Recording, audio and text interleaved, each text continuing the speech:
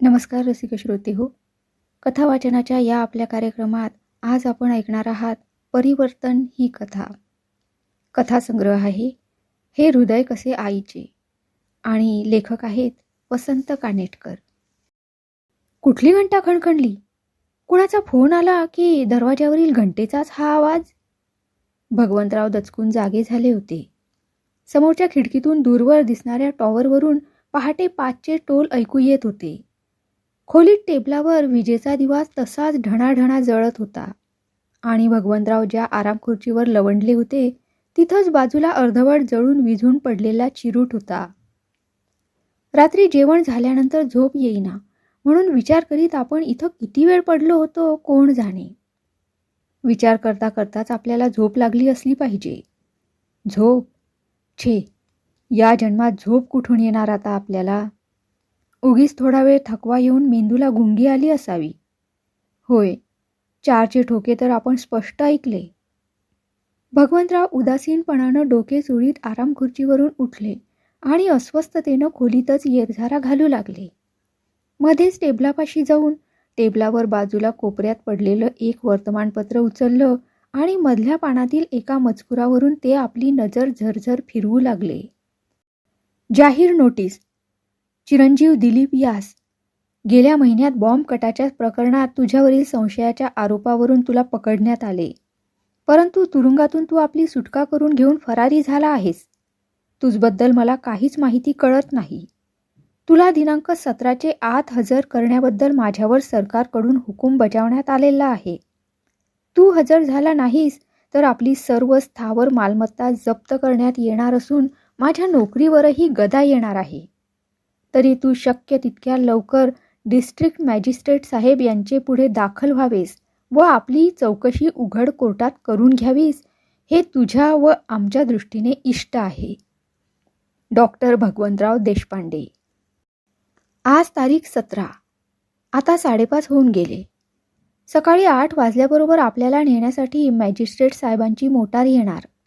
मान अपमान गुंडाळून आपल्याला जावं लागणार. काय सांगणार जाऊन आपण? माझ्या मुलाचा आणि माझा काही संबंध नाही. तो कुठं आहे हे देखील मला ठाऊक नाही म्हणून? छे, आपल्या शब्दांवर यापुढं कुणाचा विश्वास बसेल? 20 वर्ष एकनिष्ठेनं आणि मानानं आपण नोकरीत काढली. सिव्हिल सर्जनच्या योग्यतेपर्यंत चढलो. छे छे, पोरानं एका कृत्यानं काळीमा फासला आपल्या नावलौकिकावर. काळीमा? हो, काळीमाच नाही तर काय.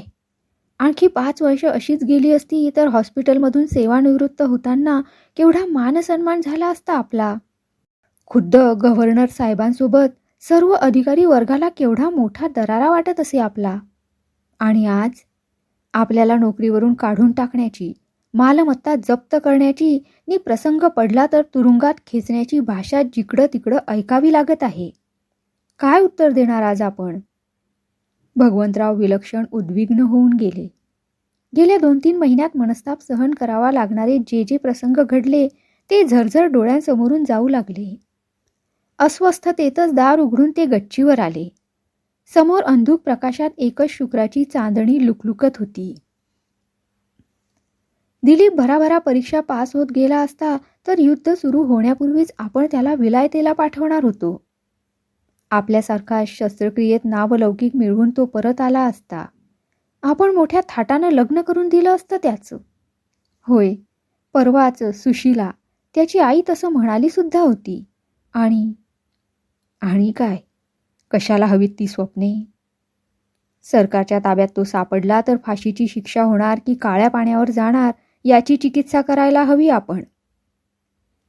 दिलीप लहानपणापासूनच असा बंडखोर यात शंका नाही.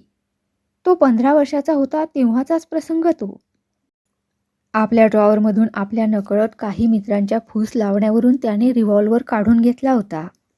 शाळेत येणाऱ्या कुठल्याशा साहेबाला मारायचा विचार होता त्यांचा. 2 दिवस आपल्या तोंडचं पाणी पळालं होतं ते समजल्यानंतर. संतापाच्या भरात हंटरनं बेदम मारलं होतं त्याला. पण डोळ्यातून पाण्याचा टिपूस देखील पडला नाही त्याच्या. कॉलेजमध्ये गेल्यापासून त्याची ती भाषणं, अभ्यास वर्तुळं, संपाच्या घोषणा. छे, 3 वर्ष इंटर सायन्स नापास होऊनही त्याचं काही वाटलं नाही त्याला. त्यावेळीच आपण त्याच्या बंडखोरपणाला आळा घालायला हवा होता. हा बंडखोरपणा कुठून संचारला त्याच्या अंगात? आपल्यातून. पहाटेचा गार वारा अंगाला झोंबू लागला म्हणून भगवंतराव दार उघडून खोलीमध्ये आले. सहज त्यांची नजर भिंतीवर लावलेल्या आपल्या खादी वेशधारी फोटोकडे गेली. हसून ते मनाशीच म्हणाले, प्रत्येक माणूस तरुणपणी कसल्या ना कसल्या स्वप्नात रमून जात असतो, हे काही खोटं नाही. 20 वर्षांपूर्वी आपण असल्याच एका स्वप्नात होतो. कॉलेजमध्ये असताना महात्माजींनी पुकारलेल्या पहिल्या सत्याग्रहात आपण दाखल होणार होतो. कॉलेजमध्ये आपण घेतलेल्या त्या सभा, ती मोठमोठी भावनापूर्ण भाषणं. तेव्हा कुणाला तरी खरं वाटलं असतं का की 10 वर्षाच्या अवधीतच विलायतेत जाऊन शस्त्रक्रियेत नावलौकिक मिळवून सरकारी हॉस्पिटलचे सर्वाधिकारी होणार आहोत म्हणून? दादा त्यावेळी विलासपूर संस्थानात कारभारी होते. महाराजांचा त्यांच्यावर पहिल्यापासून विलक्षण लोभ, म्हणून मुद्दाम वकिली सोडून त्यांना दिवाणपण घेण्यास त्यांनी भाग पाडलं. आपण सत्याग्रहात पडणार आहोत हे त्यांना कुठून समजलं कोण जाणे. घाबरून ते मुंबईला धावले. त्यांच्या नोकरीच्या दृष्टीनं आणि त्यांनी मिळवलेल्या मालमत्तेच्या दृष्टीनं आपल्याला सत्याग्रहाच्या विचारापासून परावृत्त करण्यासाठी त्यांनी जीवाचं रान केलं. तारुण्यातील उन्मादात आपण त्यांच्यावर स्वार्थीपणाचा, भित्रेपणाचा, आणखीही हवे तसले आरोप केले. पोटच्या मायेनं त्यांनी ते ऐकून घेतले. देशाला स्वातंत्र्य मिळू नये असं थोडंच त्यांना वाटत होतं. स्वतःला तर ते टिळकांचे अनुयायी म्हणवून घेत, पण सुखवादी जीवनक्रमाचा मोह कुणाला सुटणार? त्यांच्या शब्दाला, आग्रहाला आपण बळी पडलो आणि पुन्हा कॉलेजमध्ये गेलो. 2 वर्षांनी महाराजांनी आपल्याला शिष्यवृत्ती दिली आणि उच्च अभ्यासक्रमासाठी आपण अमेरिकेस निघून गेलो. भगवंतराव गंभीर झाले. पूर्वीचे सर्व प्रसंग झरझर त्यांच्या डोळ्यासमोरून सरकून जाऊ लागले. खिशातून सिगरेट केस काढून त्यांनी सिगरेट शिलगावली. धूम्रवलये सोडीत ते पुन्हा खिडकीपाशी जाऊन उभे राहिले. मी राजाची एकनिष्ठपणे सेवा केली. त्याच्या इतकी मी ईश्वराची सेवा केली असती तर त्याने मला उतारवयात अशा हाल अपेष्टा सोसावयास लावले नसते. 8व्या हेनरीच्या कारकिर्दीत वुलझीने काढलेले हे उद्गार मरते समयी आपल्या वडिलांना काढावे लागतील अशी कुणाला तरी कल्पना होती का? पण संस्थानी राजकारणात काय शक्य नाही. कुठल्याशा नायकिणीच्या प्रकरणात महाराजांना दादा थोडे कडक बोलले. महाराजांचे कान भरण्यात आले. दादांच्यावर त्यांची गैरमर्जी झाली आणि 30 वर्ष केलेली एकनिष्ठ सेवा विसरून अफरातफरीच्या आरोपावरून त्यांना शिक्षा सुनावण्यात आली. त्यांना तो धक्का सहन झाला नाही. आपण परत येण्यापूर्वीच त्यांचा अंत झालेला होता. खिडकीतून दिसणाऱ्या टॉवरवरून 6चे टोले ऐकू येऊ लागले. भगवंतरावांच्या मनात विचार येऊन गेला, दादांच्या त्यावेळच्या आणि आपल्या आजच्या परिस्थितीत काय अंतर आहे? दिलीपला हजर केला नाहीत तर तुमची मालमत्ता जप्त करू, तुम्हाला नोकरीवरून दूर करू, तुम्हाला तुरुंगात घालू, तुम्हाला देशोधडीला लावू. ही धमकी देणारा टेबलावरील तो पिवळा लिफाफा काय सांगतो? 15 वर्ष सरकारी नोकरीत आपण निष्ठेने घालवली, त्याचंच हे फळ की. हे राज्ययंत्र असंच आहे, तोपर्यंत निष्ठेच्या सेवेची काय किंमत होणार? दादांच्या शब्दाचा मोह तेव्हा आपण धरला नसता तर कदाचित आज आपण कुठल्या तरी तुरुंगात सापडलो असतो. पण मनातल्या मनात होणारा कोंडमारा तरी आपल्याला सहन करावा लागला नसता. आणि दिलीप? गेल्या 2-3 महिन्यात घडलेले सर्व क्षोभकारक प्रसंग त्यांना आठवले आणि ते विलक्षण तापून गेले. ज्या बंडखोर मनाला त्यांनी आज इतकी वर्ष सप्त पाताळात गाडून टाकले होते, त्यांची भूते वर येऊन नाचू लागली होती. देशातील सर्व पुढाऱ्यांची एका रात्री धरपकड झाली तेव्हा दिलीप किती चवताळलेला दिसत होता. तेव्हाच तो काहीतरी भयंकर धाडस करणार असं आपल्याला वाटत होतं. मुलाच्या मायेनं त्याला परावृत्त करण्याचा आपण कितीतरी प्रयत्न केला, पण आपलं न ऐकताच आपल्याशी भांडून तो कुठं निघून गेला. त्याला अडवण्याचे आपल्या अंगात सामर्थ्य नव्हते. आणि अडवणार तरी कोणत्या मनानं? आतल्या आत आपण किती जळत होतो हे काय त्यांना ठाऊक नव्हतं? खिडकीतून दिसणाऱ्या टॉवरवरून 7चे टोले ऐकू येऊ लागले. भगवंतराव फारच अस्वस्थ झाले.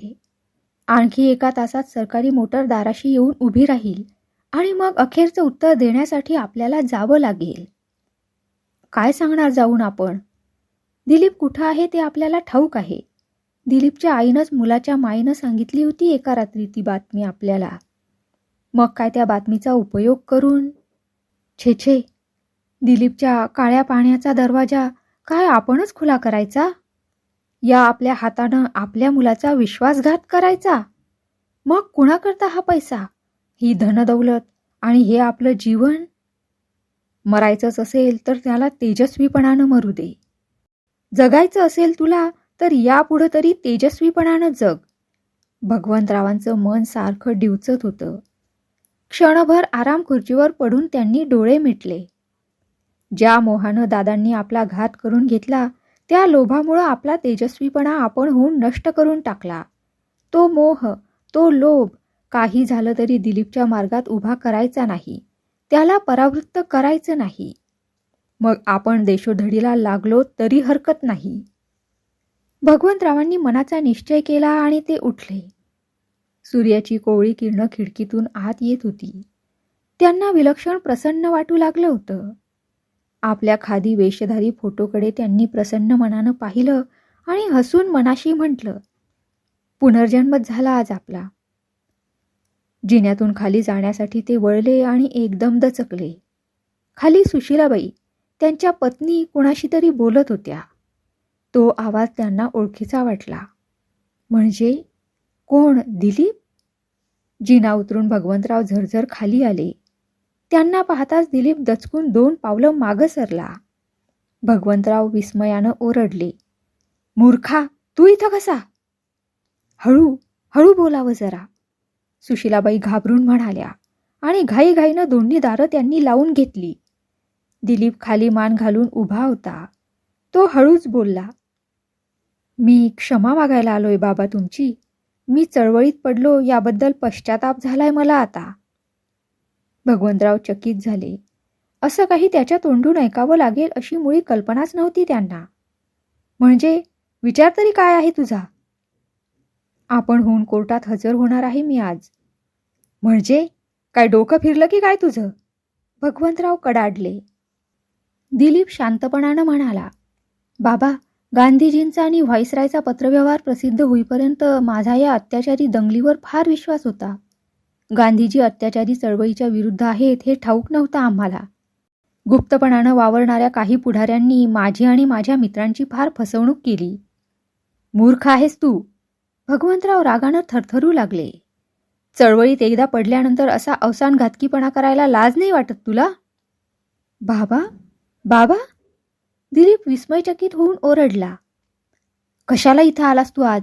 तुला ठाऊक नव्हतं मला अखेरचा निर्णय देण्यासाठी सरकारी मोटार सकाळी बोलवायला येणार आहे म्हणून? होय, ठाऊक होतं, म्हणूनच मी आलो. माझ्यामुळं तुमच्या नोकरीवर. नादान आहेस तू अगदी. चळवळीत पडायला नालायक आहेस. राष्ट्राच्या भवितव्याचा विचार करणाऱ्या तरुणांना घरादाराचा विचार देखील शिवता कामा नये. जा. बाबा, जा म्हणतो ना आधी. भगवंतराव दिलीपचा हात धरून त्याला दरवाजाकडे खेचू लागले. सुशीलाबाई घाबरून पाहतच राहिल्या. भगवंतरावांनी धाडकन दार उघडले. तोच इतका वेळ सर्व प्रकार ऐकत उभे असलेले लष्करी अधिकारी आत प्रवेशले. त्यापैकी एक हसून ऐटीत हॅट काढीत म्हणाला, डॉक्टर साहेब, माफ करा. सरकारची तुम्ही उत्कृष्ट सेवा केलीत. भारत संरक्षण कायद्याखाली मी आपणा सर्वांना अटक करीत आहे. समोरच्या टॉवरवरून 8चे टोले पडत होते.